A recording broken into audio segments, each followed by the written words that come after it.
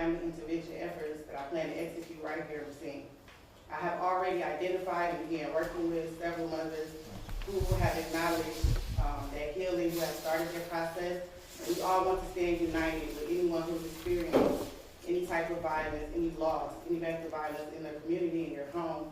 If you are a community member who hasn't experienced it, but you are willing to be a part of that change, if you would like to volunteer, if you would like to serve, if you would like to be of service, please reach out. We are looking, we are moving, we are acting. I would now like to turn it over to Ms. Tanya Wooding and Antoinette Hicks.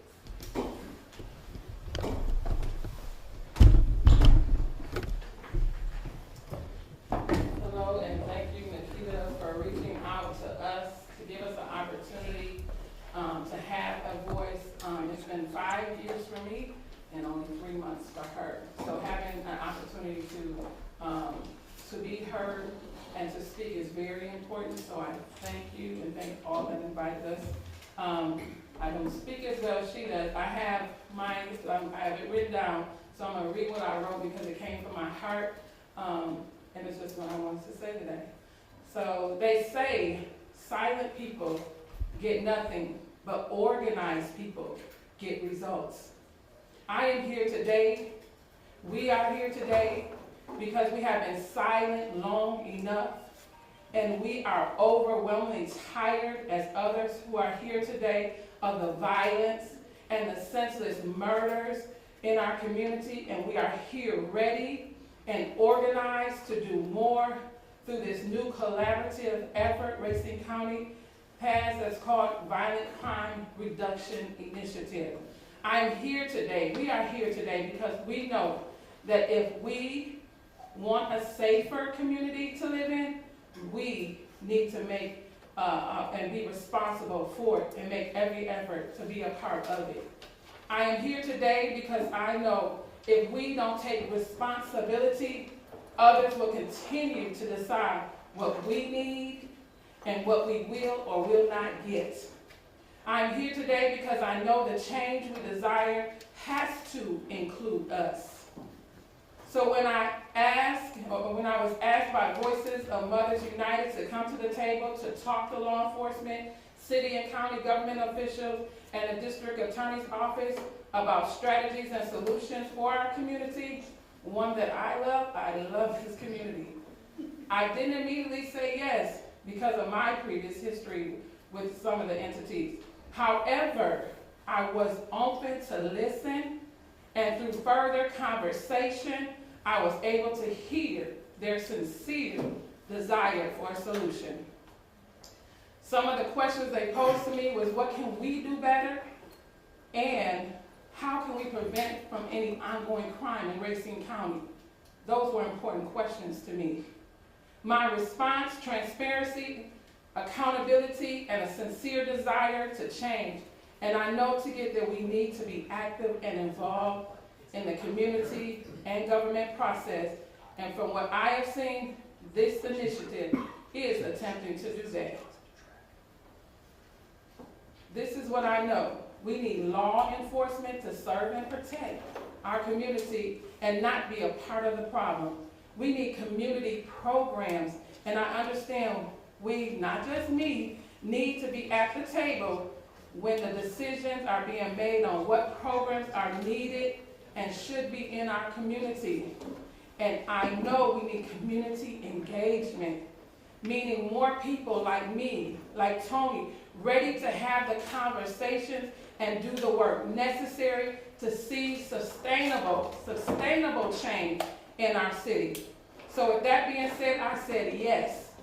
And so as far as my yes is, it brought me to the table with all that you see up here, government officials, business, community partners, all who are willing and ready to do the work.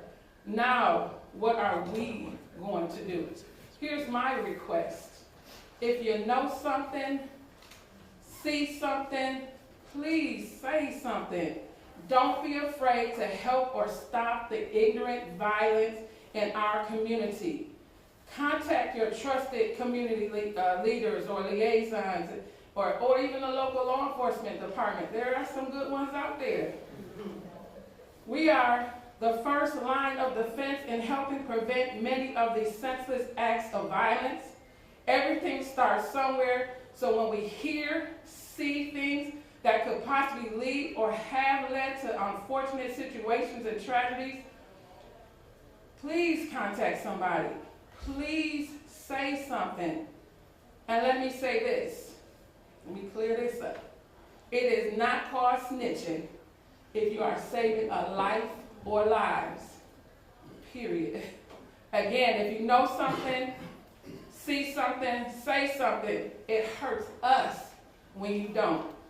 To other mothers and families who are suffering and still grieving in silence from all the violence that has taken place in our community, please contact Nikita from Racine County Voices of Mothers United to get the resources and support that they have to offer. They're here to help you through the process, here to help you heal, here to help you have a voice. And last but not least, let me end by saying this. I am the mother of Harry T. Kennedy Jr., who was senselessly murdered on 5/7/2017 in the city of Racine. I represent him, I represent Desmond, I represent Marquis, I represent Jay Black, I represent the many that are close to me. And Day and all, I represent those who have been senselessly murdered. We are their voice now. We are the voice of justice for them. And to all others who have been senselessly murdered, resulting in their untimely death. And if I can say it again, if you know something, if you see something, please, please say something. The only thing I'm going to say is, we gotta do better as a community, but as today, May 26th, it's 3 months after my son's death. We don't have any answers. We're not any closer. I'm gonna meet with the DA and we're gonna see where things stand, but once again, we're waiting for answers just like everybody else. And like she said, see something, say something, speak up. I mean, it's not gonna stop if you don't say something. And we're losing lives. And we always point the finger at someone else.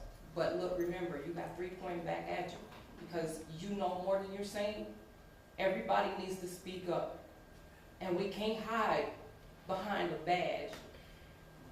We all are a team. We gotta come together collectively or it's not gonna stop. And I am the cousin of Deshante King. And we're waiting for answers for that as well. I can't justify, I can't explain. You say you got body cameras. I want to see that as well. I'm going to give you the benefit of the doubt, but I wait to pass judgment.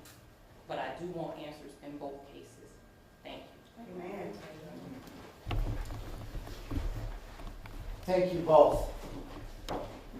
You're going to hear from a number of speakers just on talking about the violence that we've experienced as a community recently, and then you're going to hear about some immediate responses to that as United Front. But what I want to say to the 200,000 people of Racine County, it is your inherent right, and I want to be clear, it is your inherent right to live in a safe community, in a safe neighborhood, no matter where you live, whether it's the eastern part of Racine County, the western part, north to the Milwaukee County line, or south to the Kenosha County line. You have an inherent right.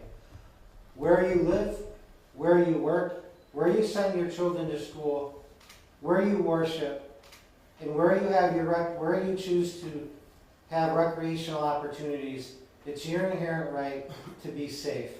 And that's the line in the sand that the county's drawing today, that we're going to do everything we can in a multi-pronged approach to do our best to make sure that we honor your right to live in a safe neighborhood and community. I'm going to be introducing the mayor up next, and then it'll be district attorney and then the law enforcement agencies to kind of walk through what we're doing in the short term, and then we'll take questions, and then the mayor will conclude the press conference. But again, to the 200,000 people of Racine County, we hear you, and we're going to do everything we can that everybody has that inherent right to live in a safe community and neighborhood. With that, I'm going to introduce Mayor Mason. Well, thank you, County Executive Delgrave, and thank you everyone for being here. This is an important and critical foundational first step to addressing the crime that we've been seeing in our community.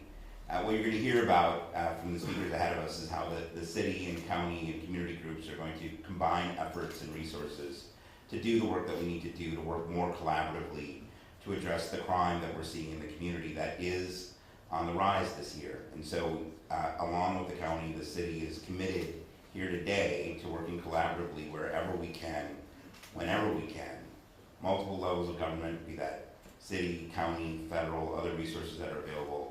And again, those discussions from those community members about how important it is to work with the community, about what interventions they believe are important.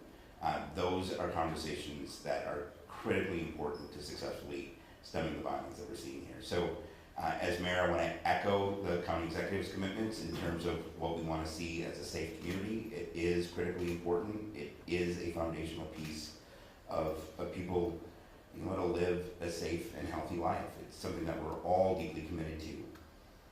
The collaboration that we're going to talk about today really underscores an important point. We are stronger when we are combining our efforts and working collaboratively than we are separately.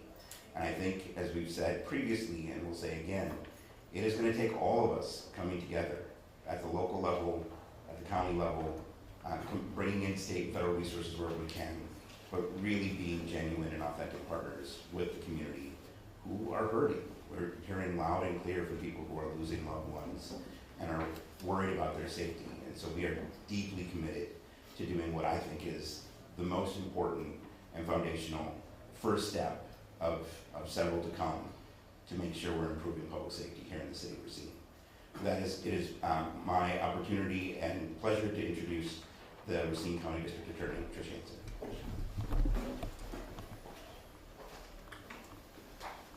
Like Ms. Wooden, I'm going to read today because I have a lot of things I want to get out and I don't want to miss anything.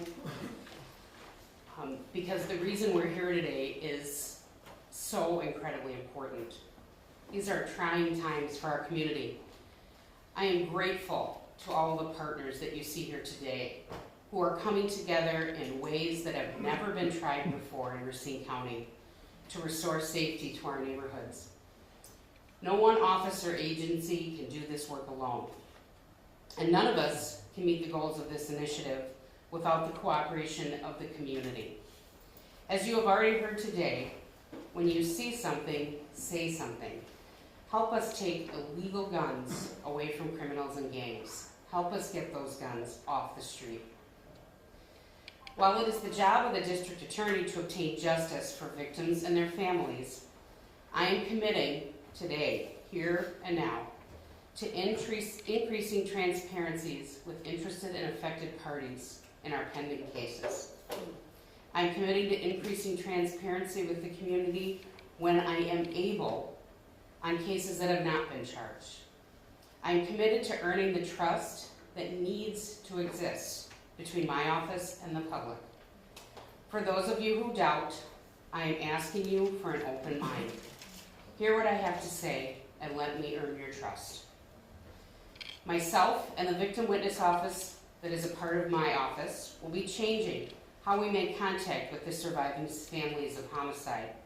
We want to ensure that we make those connections sooner. The response will be immediate after the crime is committed. Our Victim Witness Office will also be partnering with these amazing women who bear their hearts before you today from the Voices of Black Mothers United to ensure that all the families of murder victims know there are others out there who truly understand the depth of your grief and how to recover from it, to offer advice and support, and to help lead the way out of a family's darkest hour. In partnership with the Voices of Black Mothers United, I'm also forming an advisory group of mothers who have lost a loved one.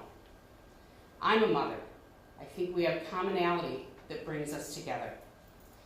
They will be a new voice for what is happening in our community and be there to tell us what the criminal justice system can do to prevent gun violence. Fathers, siblings, and other family members will be encouraged to reach out to this group so their voices are also heard. Stopping violence starts at home, and honest conversations with the people who care the most about our young people, the mothers, is where I believe we begin. All parents and families should know that I am committed to the youth of our community by offering opportunities to divert nonviolent offenses away from the criminal justice system in an effort to prevent recidivism and forge better paths to success. The trifecta of this law enforcement response, community engagement, and community programming will ensure that we are all winners in the fight to end the violence on our streets. Please join us and support these efforts and this collaboration to make our neighborhoods safe again.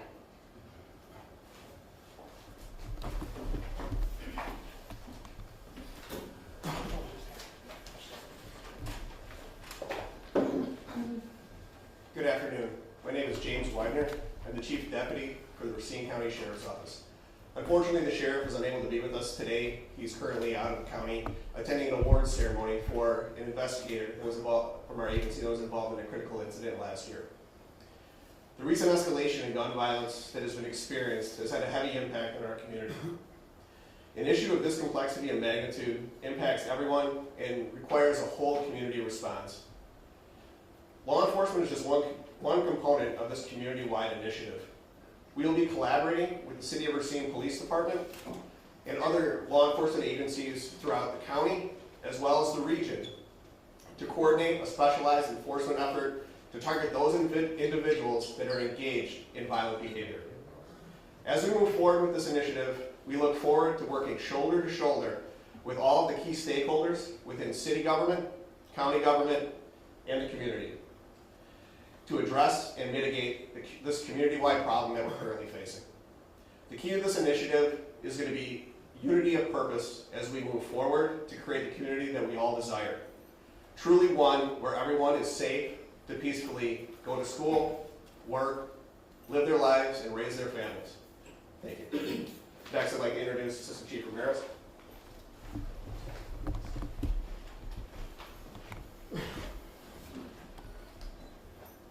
Good afternoon. My name is Alex Ramirez. I'm the Assistant Chief of the Racine Police Department. Thank you all for speaking here. There's some fine words everyone has said. As you can see, and you already know, the City of Racine is currently seeing a drastic increase in firearm-related calls. The increase is something that cannot be taken lightly. As of this morning, the data shows that there's been a 42% increase in shots fired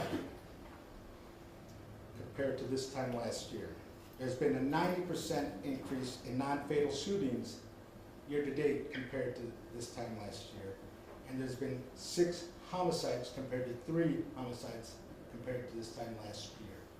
Those 6 homicides this year are gun-related or firearm-related. Last year, we had hired a crime analyst who came over from the Wisconsin Department of Justice. That person has been an invaluable asset in determining who, what, when, and where these gun-violent crimes and other crimes are occurring. We are currently utilizing multiple counterintelligence resources to combat our gun crimes throughout our jurisdiction. The Racine Police Department's goal and objectives are to use modern-day, proactive, intelligence-led policing tactics to combat criminals that are using our city as a central place of operation. Working alongside the Racine County Sheriff's Office and our other partners, we as an organization will be developing our resources in an intelligence-led manner.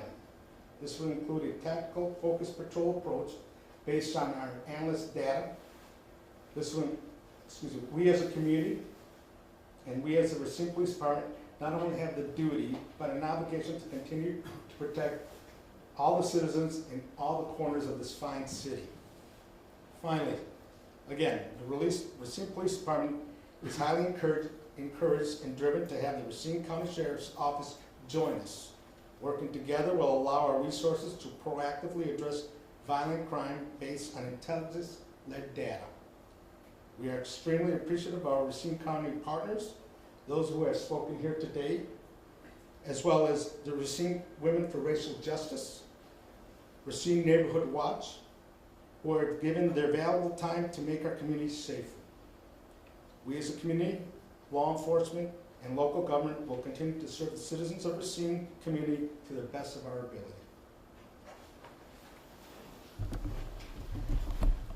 Thank you. So I hope you can take away from today before we get questions, and then the mayor's gonna wrap us up, is that we're all standing before you here. Those of you in the room and those of you that are watching online or will be watching later on, that violence is not acceptable in any way, shape, or form, and we're going to do everything as a united front to combat that for the 200,000 people of Racine County. With that, we will take questions, and feel free, I'll just triage the questions, and then when again the questions are done, the mayor's gonna wrap us up. So is there any questions from anybody? Yeah, you guys said that the sheriff's office and Racine Police are gonna be collaborating more. What does that mean? I think some people at home might think you guys already work together, so can you just explain what that looks like?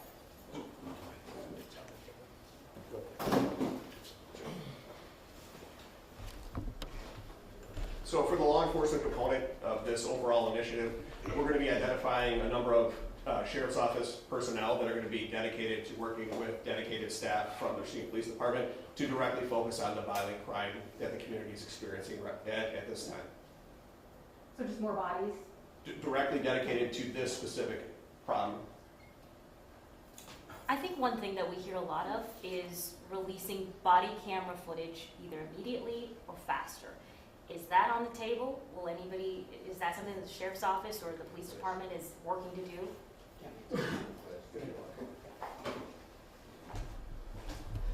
So while I know there's a lot of pressure from the media to release those body cameras, that's not always in the best interest of pursuing justice.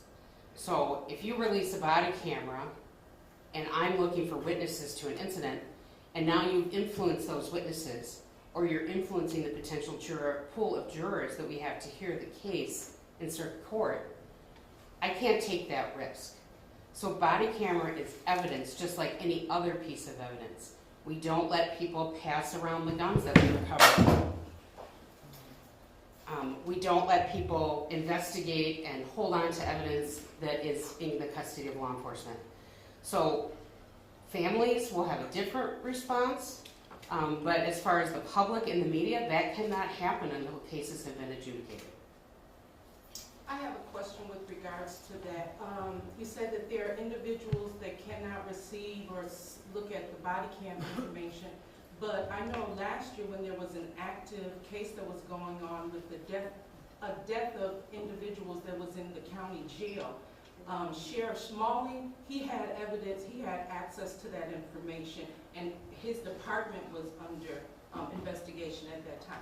So can you explain how there may be, it seems to the public, a difference in who can see information and who can't if they are all under investigation? Sheriff Smalley and I actually had quite a discussion about that, and we respectfully disagree. I don't think that should have been released, and it certainly should not have been released in the manner in which it was. Is there going to be any training for the sheriff or law enforcement that is going to increase their ability to apprehend suspects without death? Because that has been an increase lately. Definitely increase. So I can tell you that there are specific standards that come out from the state of Wisconsin. There is not a police officer in this county who doesn't continuously train those efforts.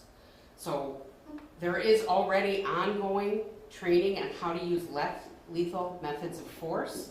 Did you say lethal or Less lethal. Okay. Less lethal methods of force. Uh-huh. And so that training is continuously ongoing and happening as we speak.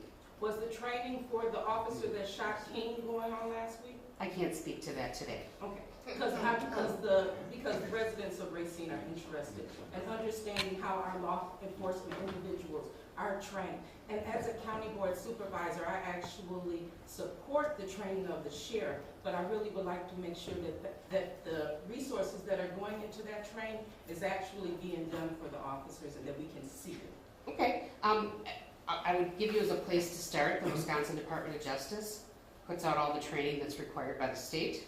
Every agency complies with that training list, and then specific records about specific training done in each agency would come from the agencies.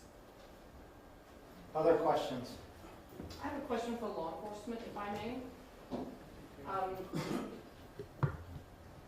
My question regards targeting neighborhoods. If we could revisit history just for a moment, in the 80s and 90s, when we had an increase in violent crime, what we saw that followed that was mass incarceration of young black men.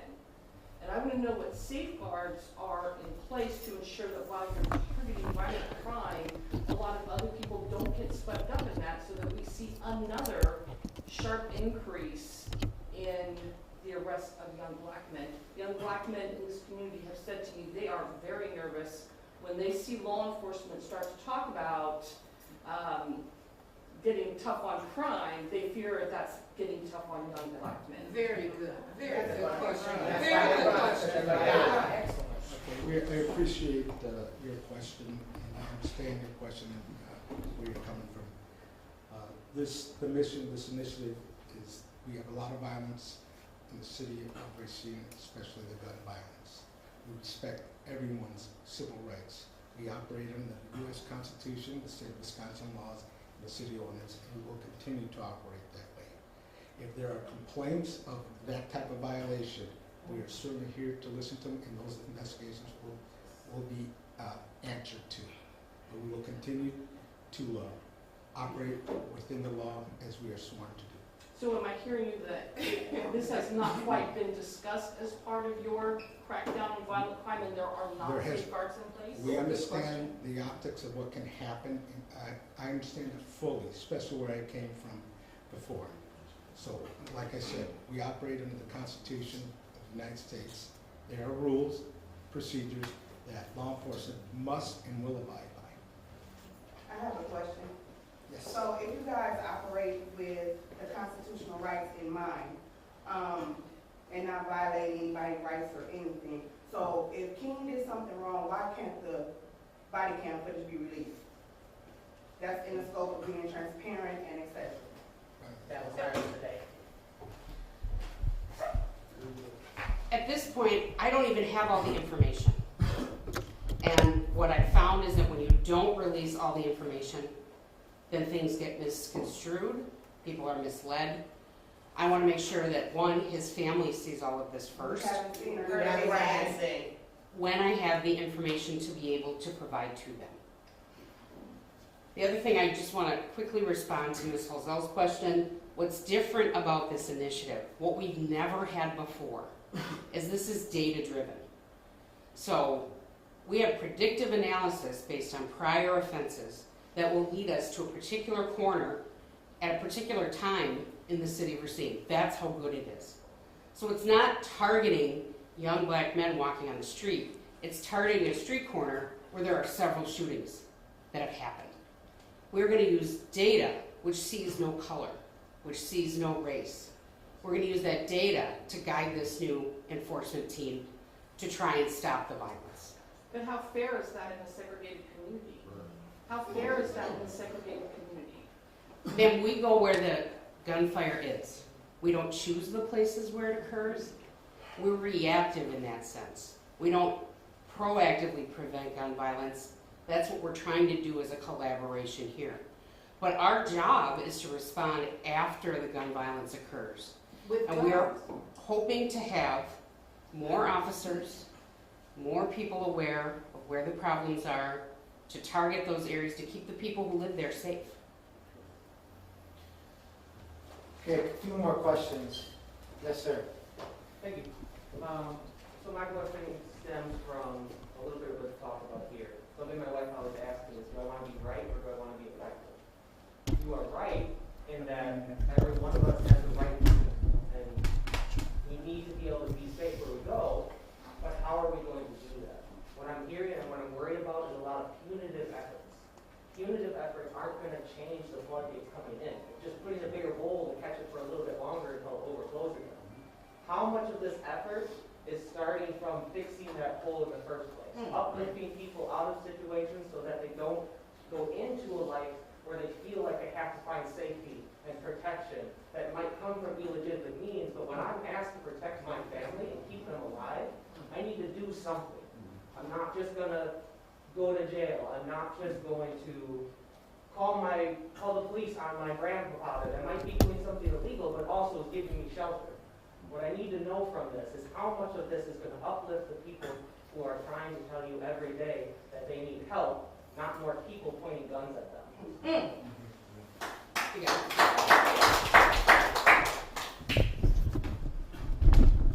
So part of this initiative that we're launching today is one tool in the toolbox.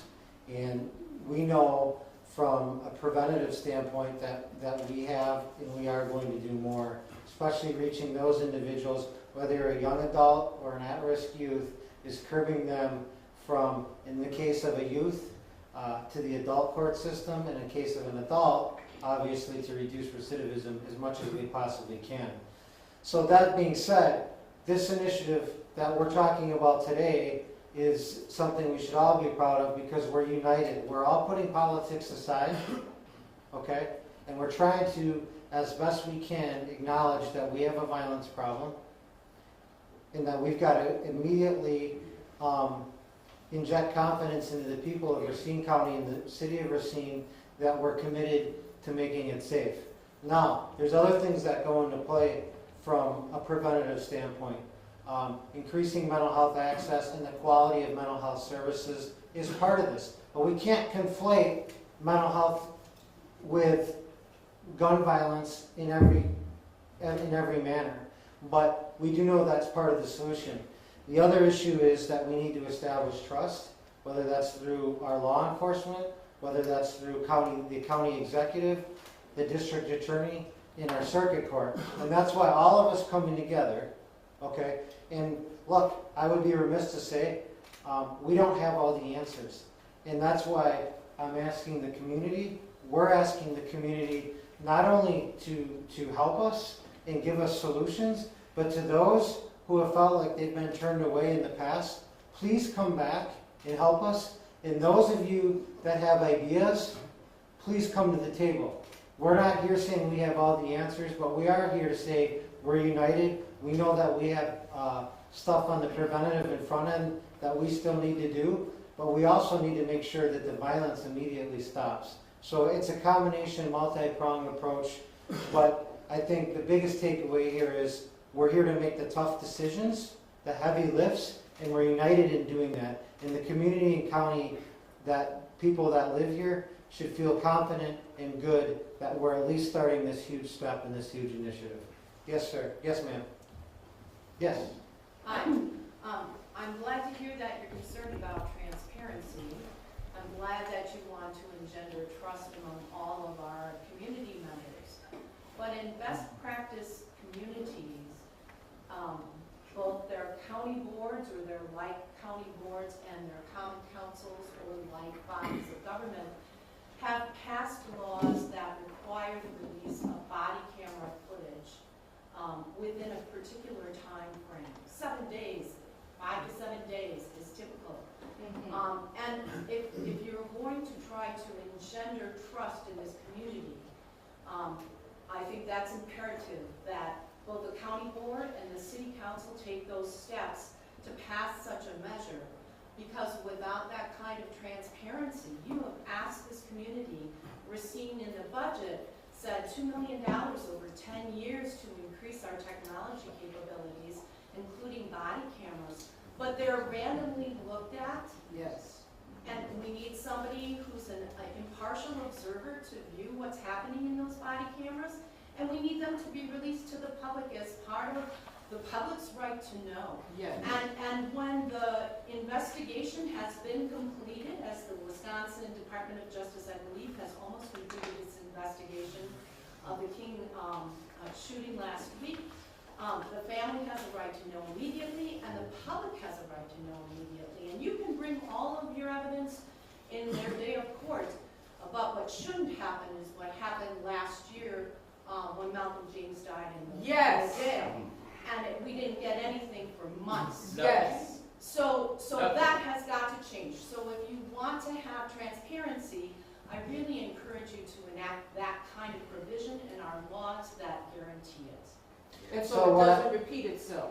So what I would say to this is I think that, ultimately, like I said, we're not here we don't have all the answers, but, and we certainly, I won't speak for the city, but I'll speak for the county, we certainly can look at some of that, but there's also a balance in terms of the victim and their family and those who are directly impacted by a heinous violent crime and transparency. And we always have to remember that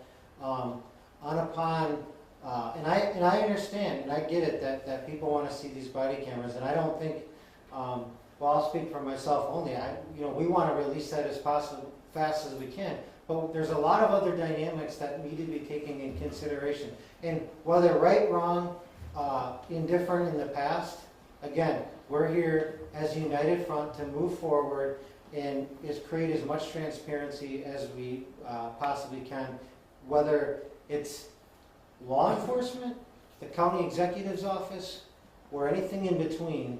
We're committed to that. But again, there's always a balance and there's always dynamics that need to be considered. Yes, Dave? Will the Mount Pleasant Police Department be part of this as well? Sure. We've been engaging conversations with all the chiefs of police throughout Racine County, and we're currently working with them on collaboration and information sharing. I have a quick question. You mentioned earlier the three pieces to this initiative. You've only talked about the law enforcement. Can you give information about the other two prongs of it? Because we're hearing this law enforcement piece. What are the other two parts of that initiative? Absolutely. Like I had said, the law enforcement component of this is just one piece of it. We're very aware that we are not the solution, the sole solution to this problem. When we started to create and brainstorm coming up with an overall plan to address the violent crime that's beset the community at this point in time, we realized that we needed to really look at a whole community-wide approach. That being one, it has three branches overall. One branch is the Law Enforcement Violent Crimes Task Force, where we're engaging with the City of Racine Police Department, as well as countywide and region-wide law enforcement to really target the individuals that are engaging in the violent behavior. The second prong of the overall plan is community programming. Right? This is critically important. Within the county, HSD has a great variety of programming, and what we're looking at doing is kind of bringing the program that already exists, whether it's at the city level, the county level, and the community level, and bringing it together and having those collaborations and those conversations, and being more purposeful in how we push forward with that and integrate and interact with the community on the programming. The third branch of the overall plan is community engagement. And as you can see here, we're having this conversation with you, but really what needs to take place is we need to engage with the community and have that buy-in and figure out what are the problems and then work together jointly to determine what is the solution or solutions, because there's not going to be a single solution that's out there, and really look to establish and create a roadmap on how we move forward and implement that roadmap. So bringing all three of these branches together is really where we feel we have to go as an overall community. Countywide, citywide, coming together. It is a unified, united front to tackle this problem. And nobody has the single answer alone by themselves, but we are putting our investment into it collectively, coming together and focusing on these three areas that we can come up with a workable solution to mitigate the violence that we've been experiencing. Yes, sir, right there. How do we measure success? How by the end of the summer or end of December do we look at this initiative and gauge whether each of you up here have done what you're setting out to do? Is it statistics? A lot of these are intangibles, so how do we measure whether you've done it? Just as I read the statistics before, we're going to measure afterwards too if we had some sort of impact. Again, what's hard to measure though is when the community engagement piece. We have so many community partners in Racine. We have our cop house, we have probation parole, we have neighborhood groups that really are all a part of this. We need folks, everybody to step up to the plate. It's not just policing alone, it's not just county or city government alone, it's neighborhoods as well. It's parenting, it's schools, it's the neighborhood groups, it's the other advocacy groups that are out there to help us. We are here to work together with them, along with our government partners as well.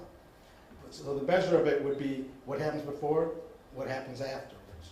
Just to clarify, you're saying then that deputies and Racine police officers will be working side by side in a special patrol, similar to how the drug unit might work? Maybe? The deputies and the Racine Police Department will be working together. I got a question over here. The drug unit does a whole different operation. This is for Mayor Mason, if we could get him to step up to the podium for a moment. Thank you, Mayor Mason. Since you've become mayor, you've systematically fattened your office while systematically also defunding the police department. I believe you're down about 50 officers. Don't you believe it may be a little disingenuous and hypocritical for you to be at this meeting? Oh, that makes no sense. So Yes, I it think does. the need for public safety Everybody is can. critically important. Certainly the number of resources that the city has had in recent years has received real pressure from state funding restrictions that we have upon us. So we've seen a reduction in city government throughout in terms of both the state aid that we receive directly and our ability to raise revenue without going to referendum. So we do need more money for city resources if we're going to help keep the community safe. I'm committed to pursuing all those avenues as we move forward. We need resources in the community, broadly speaking. We need it in law enforcement, and we need it for these preventative efforts that we're talking about. We need it for community centers that are here, that are giving kids alternative things to do to hopefully not only improve their lives generally, but keep them away from efforts that may lead to criminal activity or make them victims of criminal activity. So it needs to be a holistic approach. It needs to be law enforcement, but it also needs to be prevention work along the lines that we've talked about, and it needs to be authentic. I really hear loud and clear what we've heard from the community advocates about needing resources to be there. But we have to balance a budget every year with the resources that we have, and we've seen a reduction in city government in a number of places. ARPA dollars are helping to stabilize that, so we're not seeing reductions this year and in the next couple of years. But the city is in a long-term fiscal crisis that needs partners from the state of Wisconsin to help us fund our resources, the same way Milwaukee does, the same way Kenosha is asking for help from the state government. We're in that same position, and we need real partners to allow us to have an adequate funding source for public safety and other city resources if we're going to have a safe and prosperous community. Two more questions. One right there. Thank you. I just wanted to speak. It's a half question, half comment. I feel as if I represent the demographic being spoken about here. And like over the past 4 or 5 years, my experiences have led me here. But I'm reminded when I go home every day by my friends, the community, that they don't have the same opportunities I have. I made good on my opportunities, but, so I guess my question is, if you guys can speak to this, like, is there anything else that may be able to save someone like me, give me an opportunity? If you take a look around the room, like, I'm a bit of an anomaly, you know. I'm just a guy from Milwaukee, always passionate about audio, and you know, it actually took a workers' comp case to land me here, rather than that opportunity just being set out for me. I'm 36 years old. I've done a few shoots with you. I go around the state. I meet all the people, law enforcement, mayors, governors, and I just felt like I should say something because it's very hard. I go home and I'm not accepted by the community because I'm here with you guys today. I come here and I'm not accepted at work. I'm not accepted here because I'm a bit of a hip hop type of guy. So I just wanted to say that, but the question is like, something has to be done. We have to give everyone an opportunity, felon or not. Otherwise we get the mass incarceration that she spoke about. And my answer to your question would be that this community engagement we're talking about, that we've never tried before, is exactly how we're gonna find that That's out. why I have to speak today. And I'm hopeful that with partners like Ms. Wooden, we'll get to know what those opportunities that are missed are and make sure everybody has that opportunity put in front of them. And I wanted to say, I know we're spending a lot of time on the law enforcement piece, and that's not necessarily the piece that brought me here. The piece that connected me was the open conversations and the real answers I was getting from them. But also on the initiative side was helping ones like you, entrepreneurship programs, how to get real people that are successful like you to be an example, how to get business loans, how to get that money, because we got to exchange something for something. So if my street cred is important, you can't take my street cred and then give me nothing. So you know what I'm saying? So you have to allow me, cultivate those things that are in you.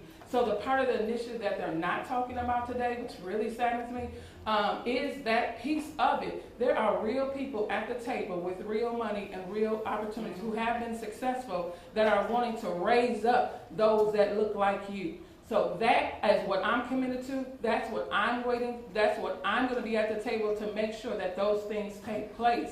And yes, so they have spent a lot of time discussing those type of things. A lot of people in this audience are serious about allowing you and those like you that look like you. I still have a son. I have a son that's served 10 years. But if he would have had other opportunities, that might have been changed. I have nephews. I have a whole slew of family members that I'm reaching for through this initiative to help build up, raise up. And like I said, I don't get paid by anybody up here. I'm here because I want to be a part of the change. And I believe that I can input, like many, like Tony and a lot of people that I see in the audience. We have great ideas. We can do it. We can raise up ours as well. And so that's why I am a part of this initiative. It is weeding out. We have to weed out that negativity. I want to be able to buy the car I want to drive and that I want to be able to ride anywhere that I want to ride or have my son. Right now, I can't say I'll be too comfortable doing that. So though I do want to have a community that looks like, but we have to build those relationships with those that are here. Their willingness, they're open. They're saying, hey, give us some ideas. Bring those ideas to the table. Email them. Hold them accountable. Say, you said bring it, I'm bringing it. Now what? Yes. And there are so many city buildings that we can have opportunities like that. I would love to see many. I know many that like to do videos and cameras and how can we connect with other programs and grants. But, not too long with this, but it's about weeding and seeding this initiative. Weeding out criminal activity, but seeding in programs as well. So this is just not no willy-nilly, let's all just say something to the public. This was things that were started before the recent incident, issues. It's not something that came up overnight. These were conversations that have been taking place. However, things keep happening. So yes, we do have to weed out. Yes, I need a police officer. Yes, I need to get on the phone and call them when I feel unsafe. I absolutely do, and I will. 100, I am. But at the same time, I'm being a part of the solution and saying that I will sit at the table and help. I will give my time. I will give my energy not without charging anybody anything. Because why? Because it's so near and dear to my heart. I know it was just my son, my family. I probably lost about 8. This is serious to me. This is not a joke. I'm not up here to criticize anybody. I'm up here. If you're ready to change, they made mistakes, okay? They said let's change this. Let's shift. So guess what? I'm going. They talk to me. They talk to others, and they're keeping their word. That's important to me. So I encourage you all. Yes, there's a lot of things wrong, but we as community working together, not just honing in on the negativity, but let's come and let's work together to get the solutions, and let's build up our neighborhoods. Our babies are waiting on us. Thank you. One last question, if there is any, and I'm going to turn it over to the mayor to wrap up. Any other questions? Well, I don't have a question, but my name is Van Carson, and anything I can do to help, I'll make myself available. I'm pretty open schedule. Thank you. Really appreciate it. Thank you for being here. Well, before I turn it over to the mayor, I will say that, we're all here for a united front. Violence is not going to be acceptable in Racine County, whatever your socioeconomic status, your race, where you live, you should, and like I said when I open it up, you should have the right to feel safe, and we're committed to doing that, and we're committed to the outreach and public engagement and following through on this initiative from a multi-pronged approach to make sure that we're better and that we reduce violence immediately. So with that, I'll turn it over to the mayor to wrap up. I want to thank the county executive, the district attorney, and all the law enforcement individuals that are here to talk about this collaboration, this initiative. I especially want to take time to thank and acknowledge the community members that are here. It really is going to take all of us working collaboratively and authentically. I appreciate the challenge to be held accountable for that. So thank you. I want to thank everyone for being here at the Bryant Center here in the city of Racine, and I really appreciate everyone's participation and interest. We have hard work ahead of us. We are committed to working together to be stronger and make our community safe. Thank you, everyone.